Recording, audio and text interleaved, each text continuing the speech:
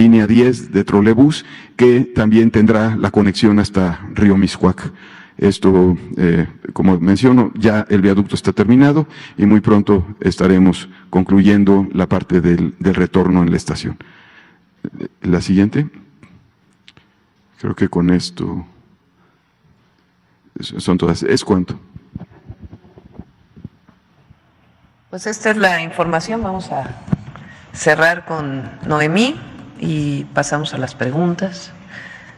Quizá antes nada más comentarles, ya lo conocen, está en todos los medios, pero el día de ayer hubo noticias importantes respecto a la reforma al Poder Judicial, la reforma constitucional al Poder Judicial.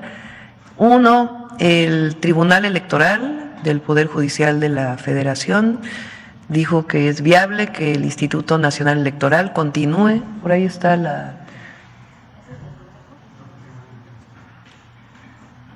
del Tribunal Electoral, se determina de manera, a ver si me prestan el.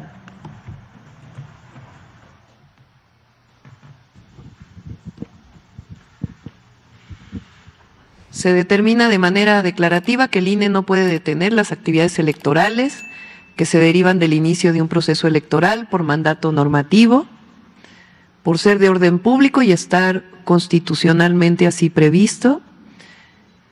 Es procedente la acción declarativa solicitada por el INE, es constitucionalmente inviable suspender la realización de los procedimientos electorales a cargo del INE y derivada de esta resolución del Tribunal Electoral del Poder Judicial de la Federación,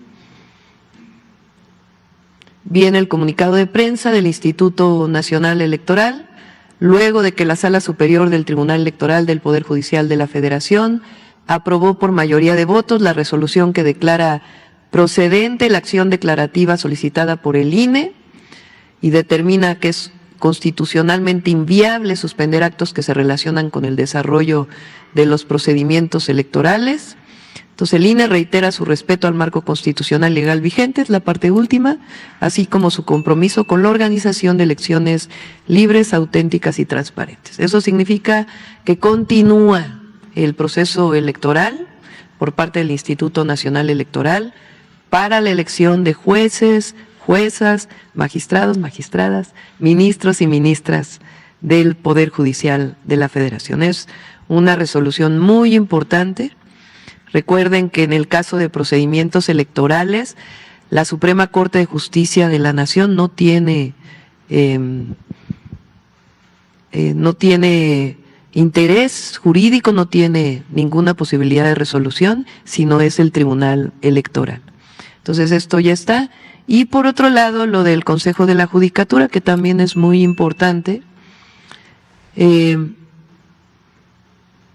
Se informa que la sesión ordinaria determinó que prevalece la circular emitida el pasado 16 de octubre en cuanto a la decisión de reanudar actividades completas en todos los tribunales y juzgados del país, por lo que los titulares están obligados a dar cumplimiento a las disposiciones en materia administrativa, entre otras el control de asistencia, a fin de garantizar el óptimo funcionamiento de la impartición de justicia. Es decir, el Consejo de la Judicatura ordena que inicie las actividades de jueces, juezas, magistrados, magistradas del Poder Judicial de la Federación.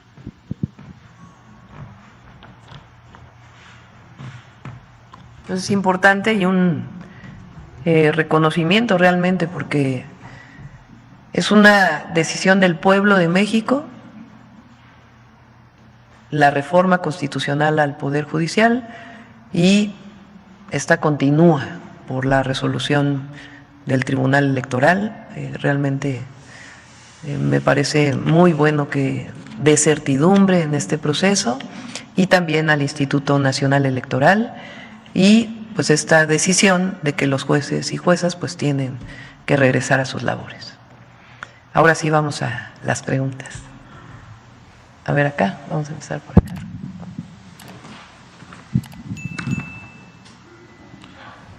Muy buenos días a todos y a todas, a quienes nos ven y nos escuchan. Presidenta CONA de todas las mexicanas y todos los mexicanos, Primero inicio con esta frase que decía el expresidente de México: deseo que el pueblo siempre tenga las riendas del poder en sus manos. El pueblo pone y el pueblo quita, y es el único soberano al que le debo sumisión y obediencia. Así nos decía el presidente. Esta frase me lleva al punto 11 de sus 100 compromisos con el pueblo de México el pasado 1 de octubre, en donde prometió enviar una iniciativa de reforma constitucional para recuperar el principio democrático de no reelección, para que a partir del 2030 ningún puesto de elección popular pueda ser reelecto. Destacó que se impulsará la prohibición,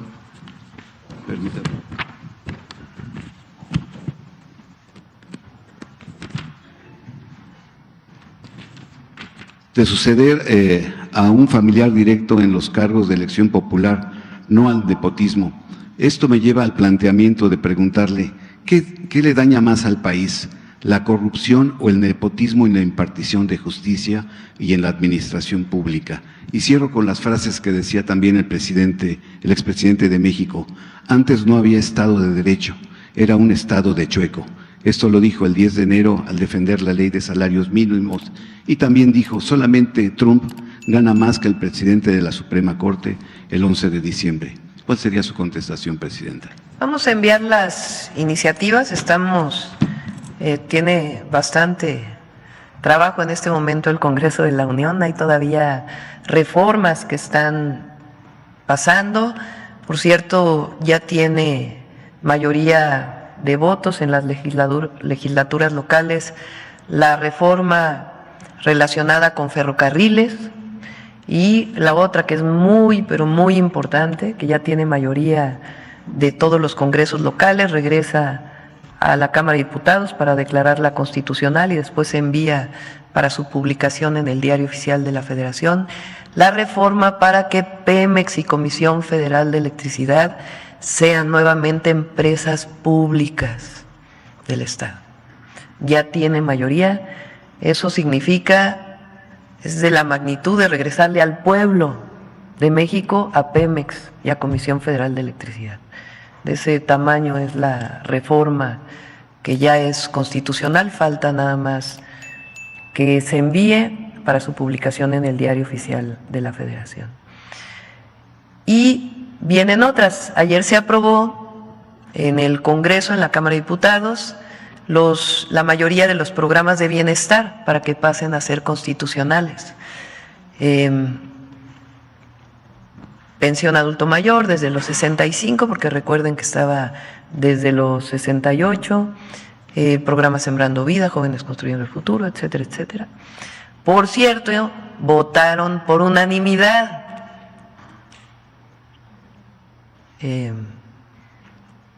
No sé si se acuerdan que el presidente del PAN hace tan solo unos meses dijo que ellos nunca estuvieron de acuerdo con los programas de bienestar, que, a ver si lo tienen por ahí, que se equivocaron en la campaña en decir que estaban a favor de los programas de bienestar, que ellos, a ver.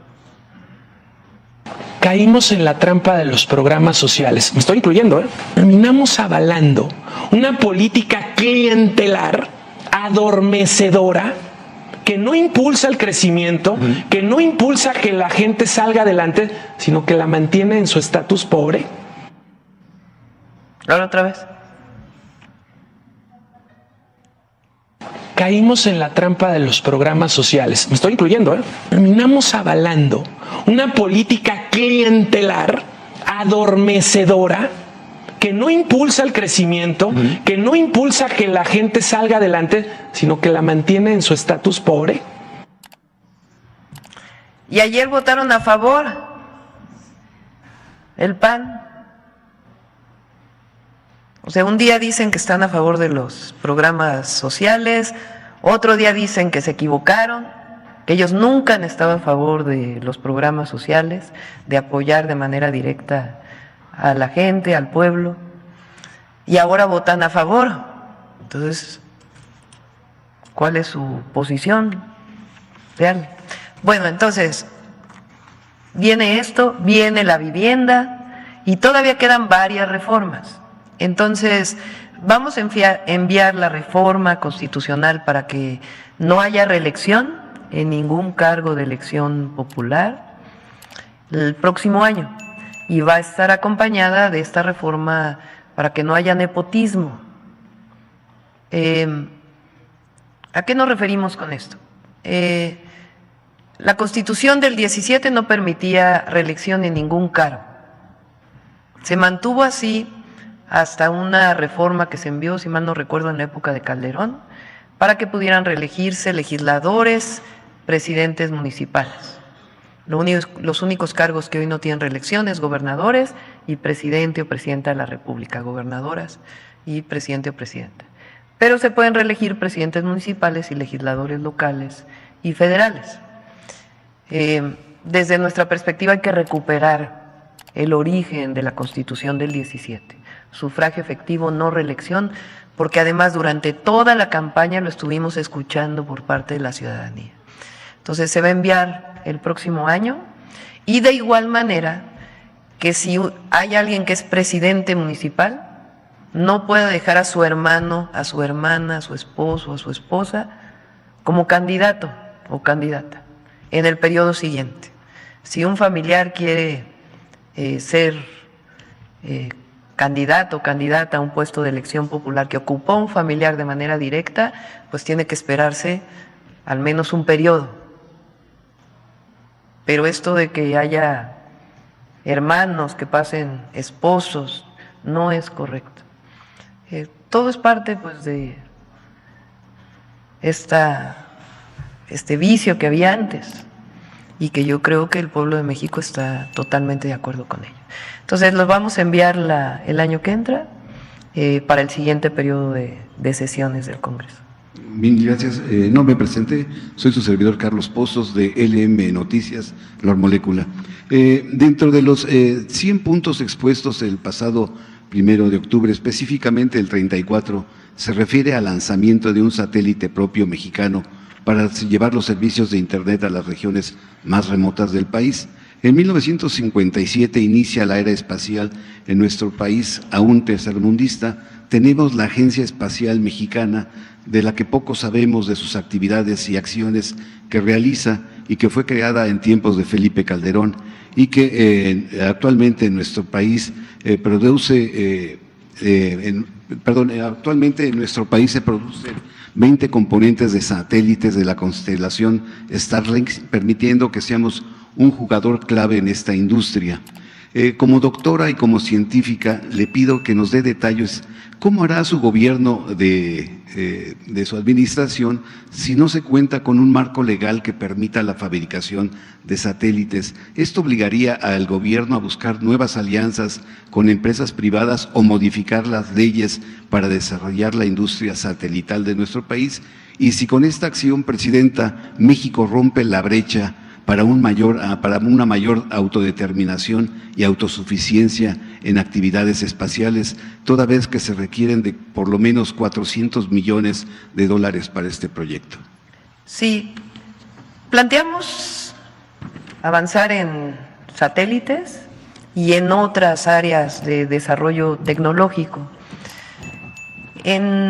Vamos a enviar en próximas fechas la modificación a la ley orgánica del gobierno federal. Ahí viene, entre otras, la creación de la Agencia de Transformación Digital y Telecomunicaciones, que va a dirigir José Antonio Peña Merino. Ya se está trabajando desde ahora en un proceso de simplificación de trámites, digitalización y también en todo lo que significa la conectividad junto con CFE Internet y Altán, y lo que tiene que ver con satélites. Entonces, eso es por un lado, y por otro lado estamos trabajando con Rosaura Ruiz, con la doctora Rosaura Ruiz, secretaria de Innovación, Ciencia, Tecnología y Humanidades, para otros desarrollos tecnológicos que platicamos también, que presentamos en los 100 puntos en el Zócalo, como el desarrollo de un vehículo propio, y otros desarrollos tecnológicos que México tiene toda la posibilidad de hacerlo. Entonces, si nos permiten, pues invitamos a Rosaura y a Pepe Merino para que puedan platicar de todo ello. Muchísimas gracias. Gracias. Por acá. Hola, Presidenta, buenos días. Buenos días. Señores. Buenos días, Dalila Sarabia de Animal Político. Presidenta, comenzar con la situación en Culiacán, particularmente en el operativo que se llevó a cabo el pasado martes.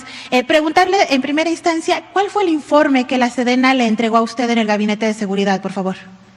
¿Te refieres a la detención de a la detención de un delincuente? presunto, exacto. Sí, fue una detención y ahí hubo ataque pues a las Fuerzas Armadas que iban a detener a este delincuente y se respondió dentro del marco de la ley. El martes próximo viene el informe ya del Gabinete de Seguridad, ahí se pueden dar detalles de este operativo y de otros operativos que ha habido, pero fue un ataque y una respuesta por parte de quienes fueron a detener a este delincuente. Atendiendo a que el próximo martes se nos pudieran brindar mayores detalles, preguntarle cómo se explica o cómo le explica el general secretario, la detención de este presunto delincuente y que por parte del Ejército, de las Fuerzas Armadas, no hubiera heridos, no hubiera bajas, no hubiera otras detenciones por parte del otro grupo y todas fueron pues muertes, fueron 19 personas que perdieron la vida en este operativo. Toda acción de este tipo, en donde hay personas que pierden la vida, más allá de si son presuntos delincuentes o no, siempre hay que proteger la vida de las personas, siempre son investigadas y hay un proceso que se sigue necesariamente. Entonces, si quieren que se informe claramente, pero fue una detención en donde hubo agresión a las fuerzas federales y respondieron. En este caso, ¿qué autoridad lo investiga? ¿Lo atrae la Fiscalía? Son las dos, tanto dentro de las propias fuerzas, dentro de la Secretaría de la Defensa Nacional, tienen sus propios mecanismos de investigación y si es necesario pasa a la Fiscalía. Doctora, Presidenta, se lo pregunto porque también el día de hoy se da a conocer otro hecho también en Culiacán, en donde los militares estuvieron a punto de matar a un civil, a una persona inocente. Hablamos de violaciones a los derechos humanos. Lamentablemente no es la primera ocasión que sucede, que se reporta esto en este sexenio. Insistirle un poco, ¿qué se hará? ¿Cómo se estará trabajando? ¿Cuál es la instrucción que tiene usted de forma directa con el titular de las Fuerzas Armadas? La instrucción que hemos dado, y es la política, es la estrategia del Gabinete de Seguridad, es que no haya enfrentamientos. No vamos a regresar a la guerra contra el narco. No es llegar en un marco fuera de los derechos humanos y dentro del marco de la ley, llegar a agredir para matar a una persona, por más que sea presunta o no delincuente. Lo que hay es atención a las causas y con inteligencia e investigación, carpetas de investigación o en el caso de flagrancia, la detención de un delincuente. Cuando las Fuerzas Armadas, sea Guardia Nacional, sea Marina, sea Ejército, son agredidas, entonces dentro del marco de la ley ellos tienen derecho a responder en el marco de la defensa propia. En particular, en estos casos que mencionas, hay investigaciones. Por ejemplo, en el caso de Chiapas ya hay detenidos por parte de las Fuerzas Armadas, que fue un caso que vivimos cuando entramos al gobierno. Y en los otros casos, cuando hay situaciones como estas, hay investigación.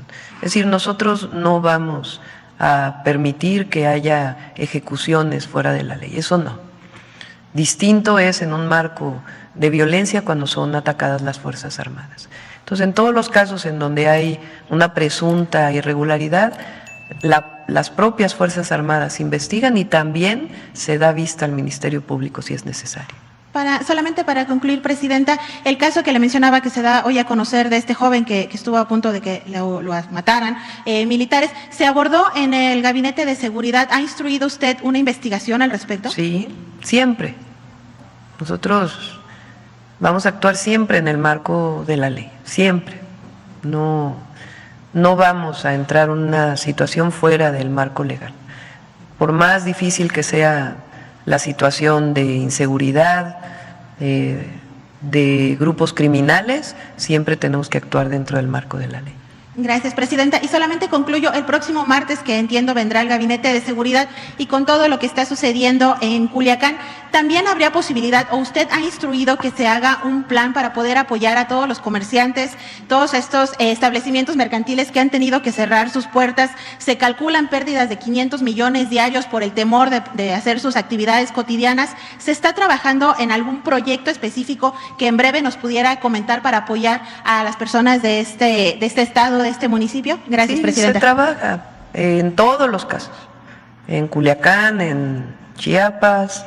Por ejemplo, ayer hubo otra vez, el primer lugar en homicidios fue nuevamente Guanajuato.